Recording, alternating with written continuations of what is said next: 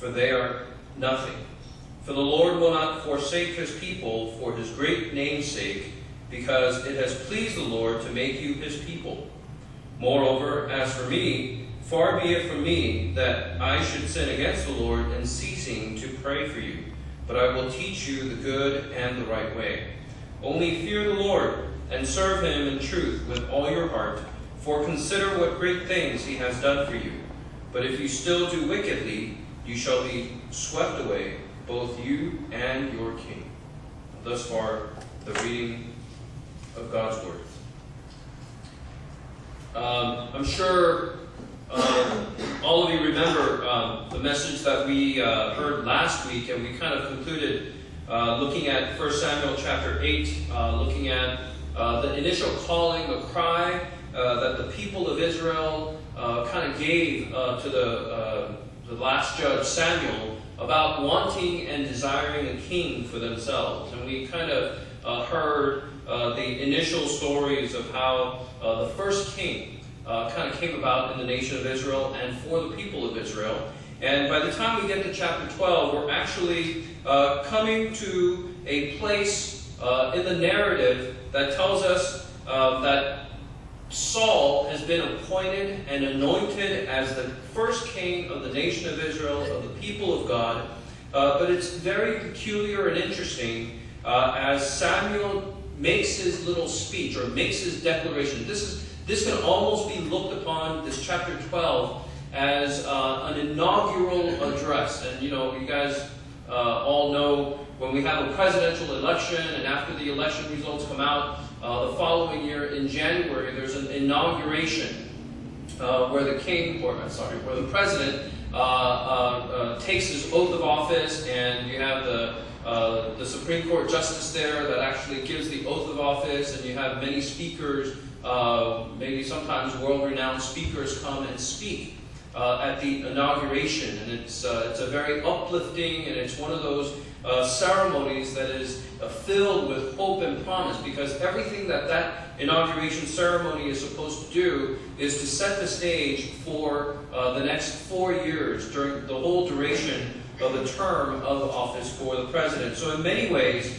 this address that Samuel does at King Saul's coronation or his inauguration is supposed to kind of set the stage for his reign, for the first king of the nation of Israel, to kind of set the stage for what is to come. But if you noticed in the last few verses of this chapter, in addition to words of hope for the future, at least the portion that we read, it is filled more with caution and warning.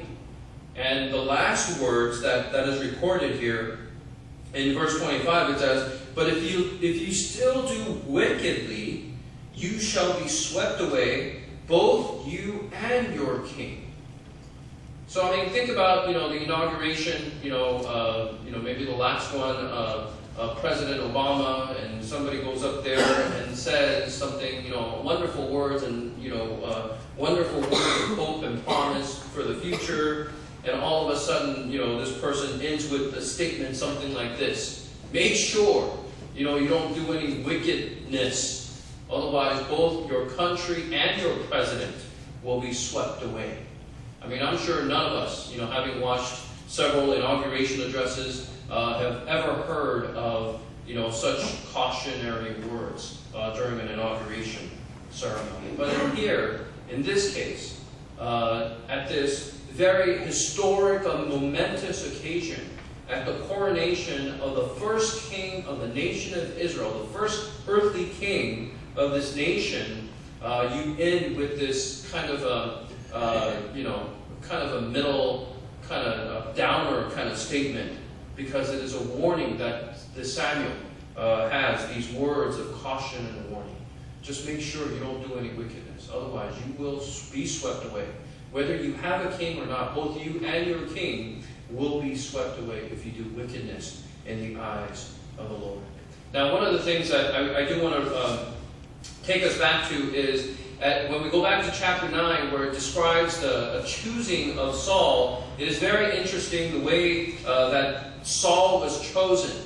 And if you read the narrative, it's actually the way that God chose Saul was more about his lineage, more about the tribe that he came from, and really the strongest words of affirmation is really for Saul's father, Kish, not necessarily for the son who was to become the king, Saul. So if you look at chapter 9, verse 1, it says, "There was a man of Benjamin, whose name was Kish, the son of Abiel, the son of Zeror, the son of Bechorath, the son of Aphiah, a Benjamite, a mighty man of power." So the Bible calls Saul's dad, Saul's father, Kish, a mighty man of power. And when you look at the narrative, the only thing that's really positive of Saul was really his physical stature. Because in the following verse it says, "And he had a choice and handsome son whose name was Saul. There was not a more handsome person than he among the children of Israel. From his shoulders upward he was taller than any of the people." So that is one of the first characteristics that we hear and learn of this person or this individual that is to become the first king of Israel. That he was handsome, that he was good looking, that he was the best looking guy in the whole nation of Israel. So think about, in your minds, who is the best looking person that you know of this world, in this world? Some of you guys are probably too young for Brad Pitt, but, maybe some of these other guys that are younger, I don't know. Who is the best looking guy? So imagine that best looking guy. Now, couple that with the fact that Saul was a head taller from shoulder and up. He was taller than everybody else.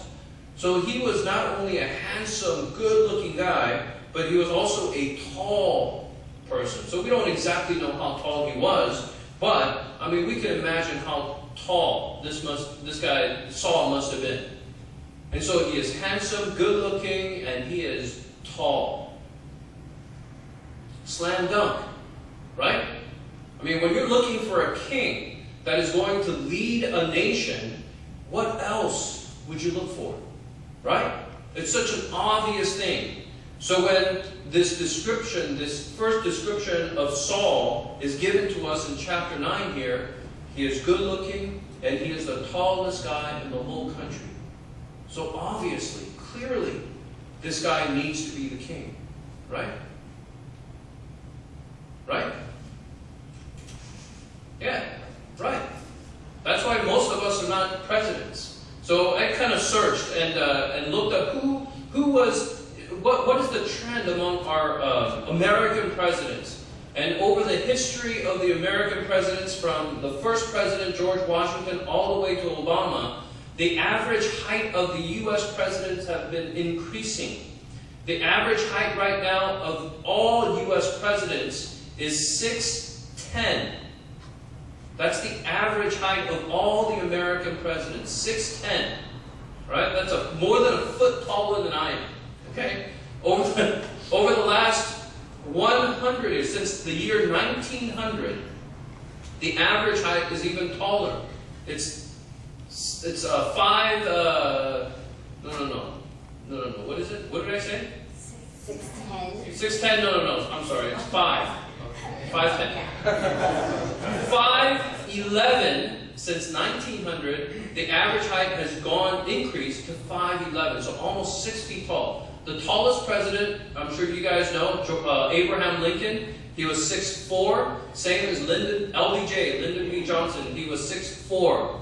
If you want to get to the shortest president, which was 5'4", he was 5'4", he was the 4th president of the United States, and he was 5'4". That's the shortest president ever in the history of the United States. And it was interesting when you look at the graph of the heights, you have these spikes, that go up to, the high 5s. But, think about these people. U.S. presidents even. And especially with the advent of television, and you guys all know, and if you guys have studied, kind of learned about the modern history and the political history, and you know that John F. Kennedy, in his presidential campaign when he was running against Richard Nixon, many historians believe that the turning point in that historic. It was a very close election, by the way. You know, we almost had Richard Nixon be the president right at that moment. But in that very close election, most people believe that the turning point was the televised debates. And in the televised debates, Richard Nixon looked all clammy and sweaty, and he looked a little nervous, but everyone saw how handsome JFK and how cool and debonair and collected he looked. And so many historians believe that it was a result of TV and the fact that the debates were being televised to the masses that JFK actually won out in that election. And so when you look at some of the criteria, obviously, you know, people make decisions, political decisions, whether you vote for one candidate or another. There are a bunch of other criteria.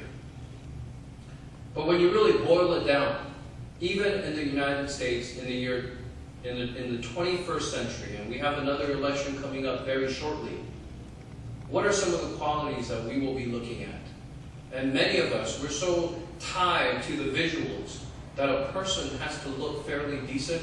A person has to carry themselves with some charisma, other than all the policy issues. And so when we think about how we determine and how we choose our national leaders, and we look back at 1 Samuel chapter 9, and we realize that the characteristics that were given to us in choosing of the first king of the nation of Israel was the fact that he was good looking and he was a head taller than anybody else. And he is really riding on the coattails of his dad, because his dad was this great and powerful man. Now, is that the best way to choose a leader or a king or even a president? But really, that's really not the point. You know, we can't get lost in just the physical descriptions and the physical characteristics of Saul, because the fact that in chapter 12, after Saul had been selected, after he was actually, another point that I should point out was that when Samuel brought out the various tribes of Israel, and he was actually selecting in front of all the tribes of Israel, and he is pointing out who this next king or this first king was going to be, and they finally break it down by tribes and break it down by clan, the family, and then they break it down to the individual Saul, and Samuel calls out the name Saul. Guess where Saul is? You guys know the story, right? What is Saul doing? Is he standing tall in the midst of the nation of Israel? Because like it says, if he was standing, he would have been absolutely noticeable, right? He's a head taller than anybody else. It's like all of us standing, at our church, and all of a sudden Kevin Durant shows up. Right? Everyone will notice Kevin Durant because he's going to be about 1.5 feet taller than everybody else. So Saul should have been absolutely easy to point out in that crowd. But guess where Saul is? It says, and go back to chapter 10, it says, verse 20, beginning of verse 20, it says, "And when Samuel had caused all the tribes of Israel to come near, the tribe of Benjamin was chosen. When he had caused the tribe of Benjamin to come near by their families, the family of Matri was chosen, and Saul the son of Kish was chosen. But when they sought him, he could not be found. Therefore they inquired of the Lord further, has the man come here yet?" So everyone is waiting expectantly to see who this new king, this anointed king was going to be, and this great momentous climax, and they proclaim and they call out the name Saul, and Saul is nowhere to be found. And so Samuel has to ask God, has he come yet? And then the Lord answered, "There he is, hidden among the equipment." Now, I don't know exactly what equipment there was, but see, here was Saul, handsome, a head taller than anybody else. I mean, I'm sure he wasn't some scrawny little kid, tall guy, but I'm sure he had some build, right? And here he is hidden behind some equipment. So that kind of tells you where we are with this first king.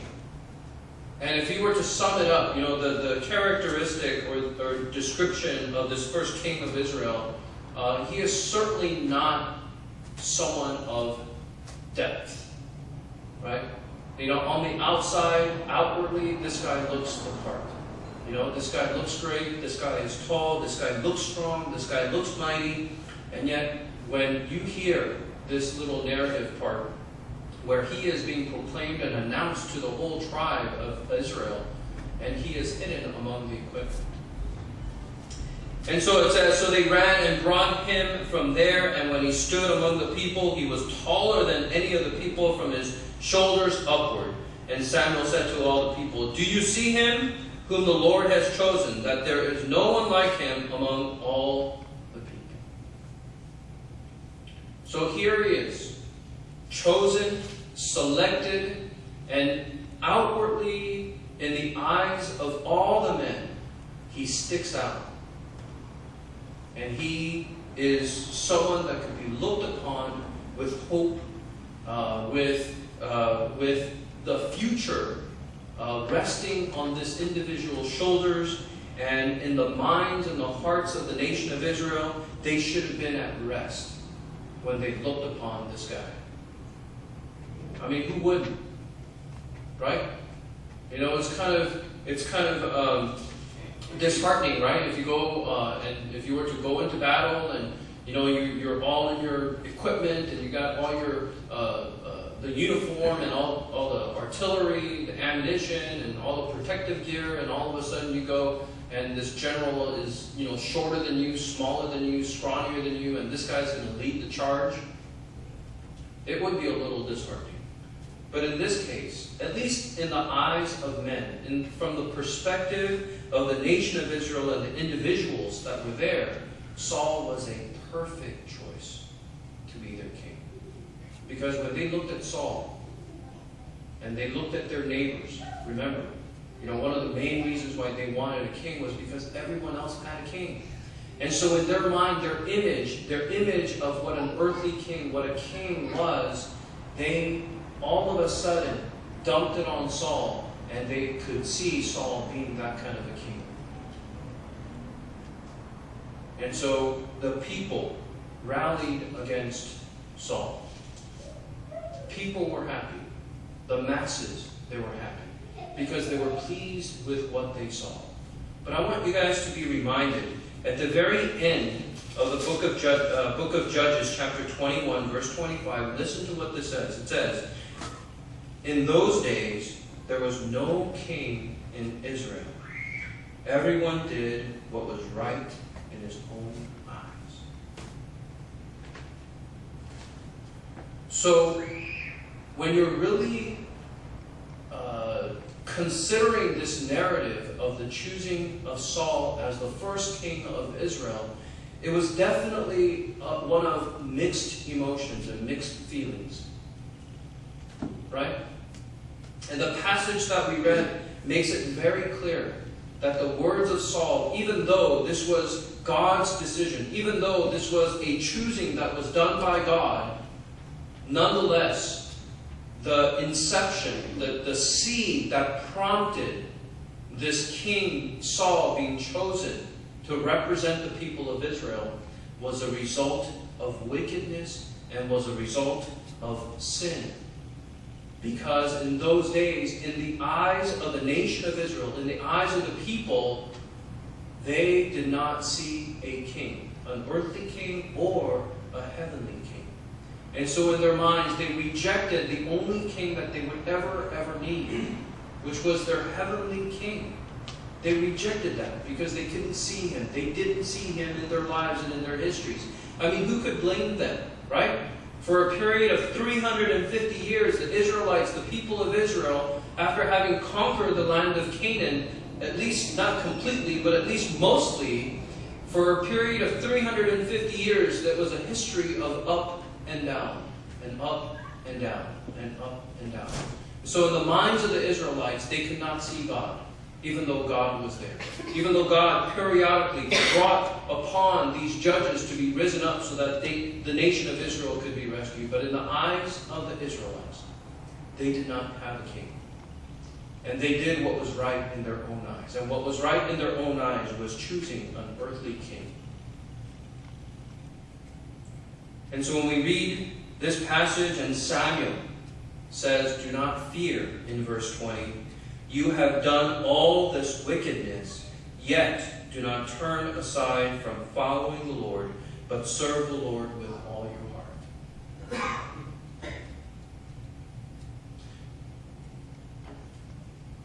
And he repeats basically that same warning and caution in verse 24. And he says the same thing. Only fear the Lord and serve him in truth with all your heart. For consider what great things he has done for you. But if you still do wickedly, you shall be swept away, both you and your king. Right? It's very somber. Clearly it is a warning to the people of Israel. So what should the people of Israel do in response to that? I mean, what hope is there? I mean, on the one hand, you have this coronation of this earthly king that they have been waiting and waiting and waiting and waiting for hundreds of years. And finally, they're coming to a point in their history where they are receiving the king that they so desperately desired and wanted. And yet at the same time, here's Samuel giving them these words that aren't positive. I mean, think about it. This guy's really putting a damper on this whole occasion. But if you really read between the lines of what Samuel has to say here, Samuel gives words of absolute hope. When the nation of Israel went through those periods of ups and downs, when they felt like there was no God, when they felt like they had no king, when they felt like they can do whatever it was right in their own eyes. Listen to what Samuel says and sandwiches between those cautionary tales. In verse 22, he says, and this is the absolute, this is the thing that the nation of Israel can hold on to, and this is their security blanket throughout the rest of their history. Because in verse 22, it says, for the Lord will not forsake his people. The Lord will not forsake his people for his great name's sake, because it has pleased the Lord to make you his people. Verse 22. In the midst of the cautions, in the midst of the warnings, Samuel reiterates this absolute, the only absolute really. Because no matter how much Samuel gave the people of Israel this warning, make sure you don't do wickedness. Make sure you obey the Lord. Make sure you follow his ways. Make sure you obey his commands. No matter how many times he repeated that, what's going to happen? Actually, in the very next chapter, in chapter 13, we're going to see the very first king of Israel faltering, demonstrating clearly to the nation of Israel that he is merely human. That he isn't someone that absolutely could be looked up to and could be depended on. That even though he was crowned as king, he is an imperfect king. He is not a perfect, powerful, omnipotent king that the nation of Israel desired. So in verse 22, it is important. If the nation of Israel were listening to the words of Samuel, and if they were getting hung up on all these warnings and cautions and not paying attention in verse 22, then they would have totally missed the boat. They would have totally missed the whole message. And in fact, throughout their history, it's going to prove that they didn't miss that. But as those of us who are sitting here today, it is important for us to understand that even though the nation of Israel, historically, in this narrative, in the Old Testament, it has proven to us and it has shown us that the very nature of human beings is to be wicked, is to be sinful, is to rebel against a holy and righteous God. And no matter how much we try to get the best of humanity and to make it worth and make it be worthy of God's righteousness and God's blessing and God's abundant pouring of His love, no matter how much we try to muster up everything that is good in us, there will never be someone that is of us that will be good enough. And the nation of Israel is living it out in their history. They lived it out in their history. And like I said, no matter how good Saul looked to them, he is ultimately going to be a disappointment. He will ultimately not only disappoint his people, he will disappoint himself. He will disappoint God in the way that he carried his life, because he was not able to be obedient. He was not able to shed away and fight and conquer sin, because the power of sin was greater. See, for us, we need to focus our attention on verse 22, because it is a direct result of the commitment that Samuel clearly tells us today in verse 22.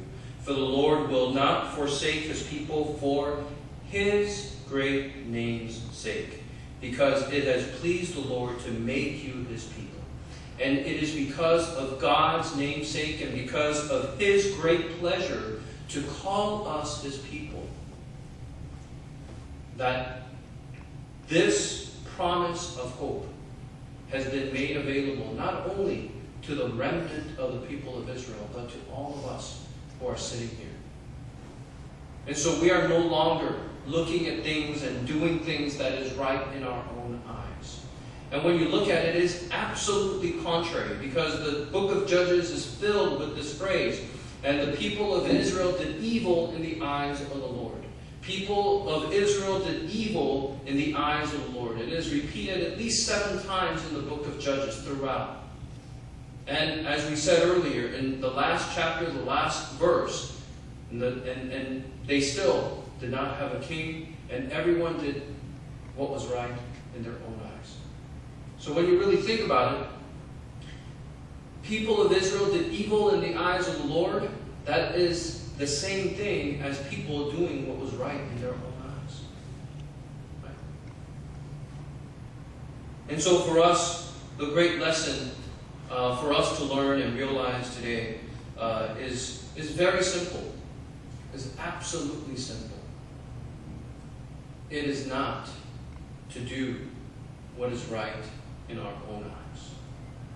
If anything, distrust our eyes. Distrust our hearts. Distrust the desires of this world. Instead, we need to seek what is right in God's eyes. Instead, we need to seek what God's purpose and what God's will is, realizing that God will surely never, ever let His people fail. Verse 22, chapter 12, that is a promise of hope for each and every one of us.